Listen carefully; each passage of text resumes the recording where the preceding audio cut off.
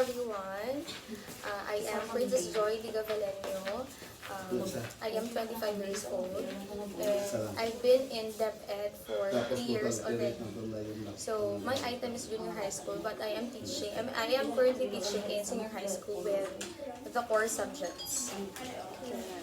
So we know, ma'am, you're assessing your students through their based on their performance. So can you show to us, ma'am, your report cards or any other documents you use to assess your students? Okay, so I don't have on hand card in here, but can I share only my thoughts on how I grade them?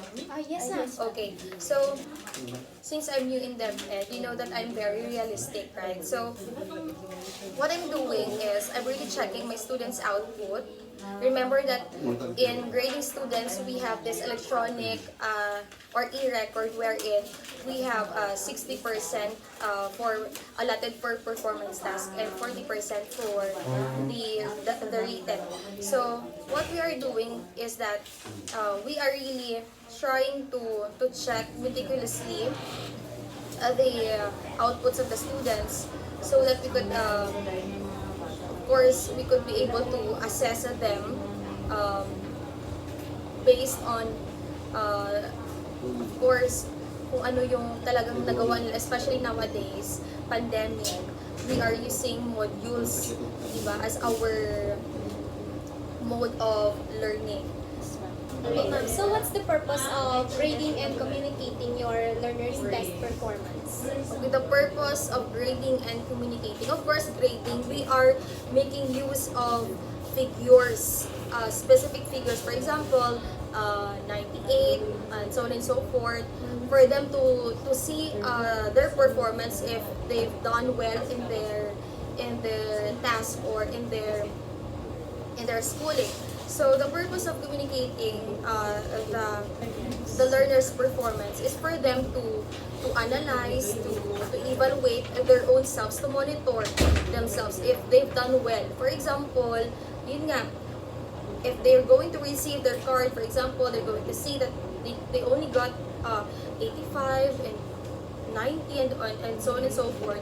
They're going to assess themselves if do I really deserve this grade? Ano ba yung pagkukulang ko? Ano ba yung dapat ko pang gawin in order to improve my grade? Okay, ma'am. Thank you. So what are the different methods in grading your learners' performance in assessment? Okay, different methods. So, I believe that we have objective type of test and subjective. When we say objective, yung for example, yung mga multiple choice of test, yung mga true or false, ano pa ba dyan, yung mga fill in the blanks, those are examples of objective type of test. So, syempre, may specific answer for that. So, that's very easy, right? But, one of the hardest part is checking the subjective type, which is essay, right? So, what we're doing is we are making use of rubrics. Yung rubrics na yan, of course, it is researchable, but most of the time, we need to modify it based on our particular task na binigay sa mga bata. So, of course, point system. Ayan. 1 point, 2 points. It's very easy for objective, but for subjective, yun nga. It's very complicated, especially that we are making use of differentiated activities, right? I know that you're familiar with it. Ang dapat gawin talaga dyan sa differentiated, we should have only one rubric that could align, or yung tawag yan, isang rubric lang pero tuhog lahat ng skills or dapat na i-assess sa mga bata. For example, you have your dancing, singing, making poems, or posters. Dapat may isang rubrics ka dyan na angkop sa bawat skills na dapat ipakita ng mga bata. And aside from that, diba, ano ka ng grade. Ang isang part pa dyan is pag-assess. We are not only assessing students based on their grades, right? We are, nowadays, it's very important to know the mental health of our students. One of the ways to assess them is yung pagkakamusta. Just like last week, we had our virtual kamustahan. That is also one of our ways to assess our students kung okay ba sila. Kasi syempre, we cannot see them answering their modules, right? So just by asking, kamusta kayo dyan? O naka-answer na ba kayo ng module? O anong module na ba kayo? Nagro-rotate ba yung modules? So, isa yun sa mga ways na talagang we could be able to assess if that students are really performing or not.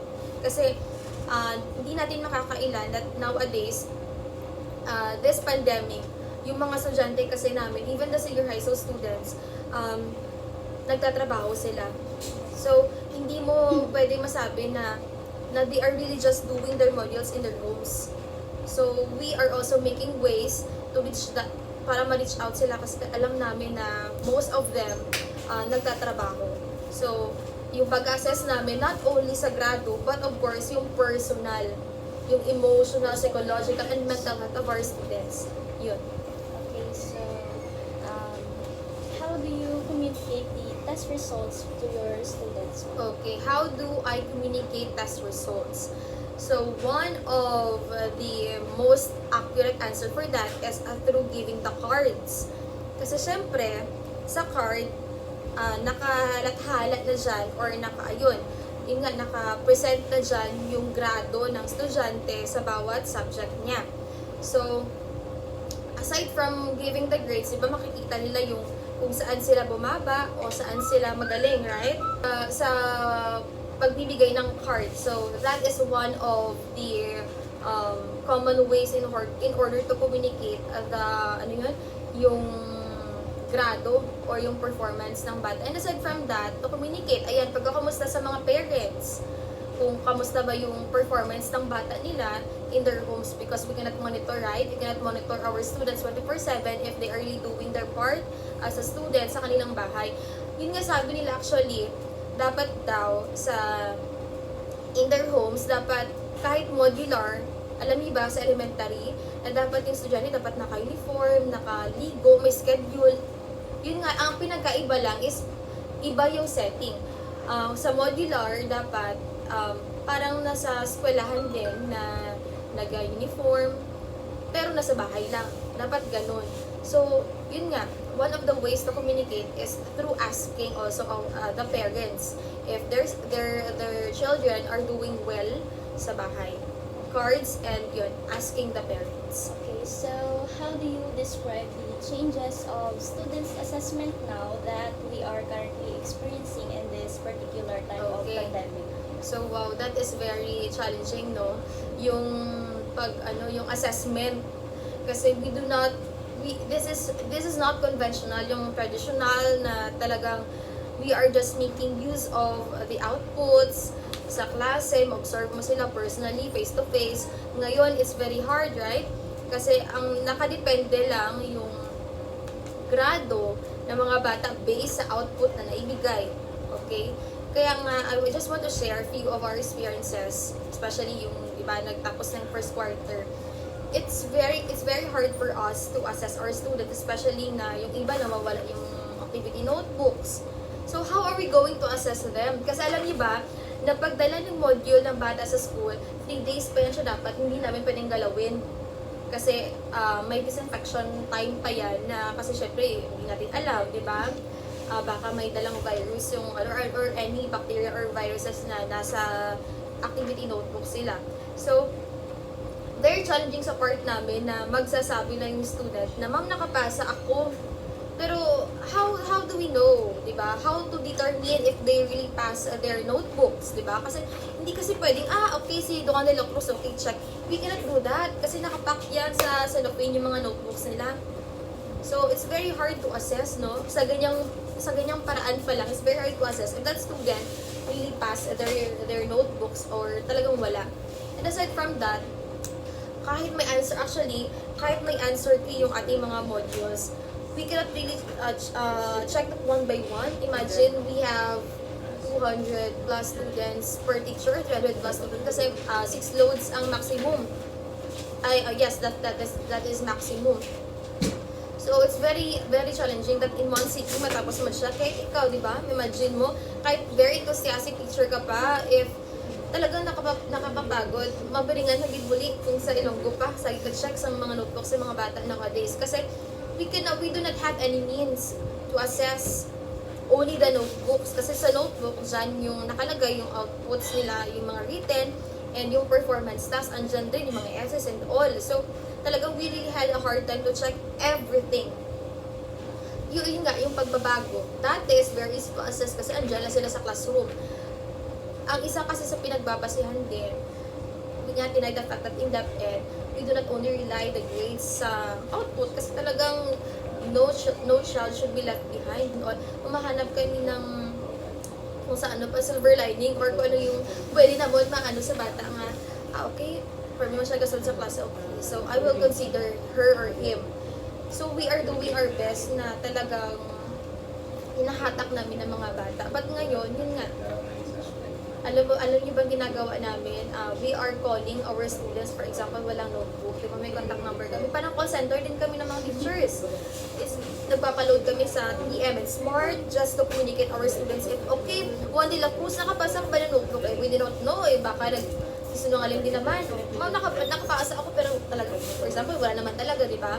So, yan yung mga challenges ngayon sa proseso pa lang. Remember, process is very difficult.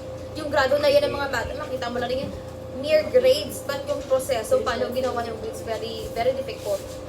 Ilang beses pa kami nag-meeting on how to grade them kasi talagang hindi magtutugma or if we are going to implement strictly yung kapag wala, zero, maraming babagsak.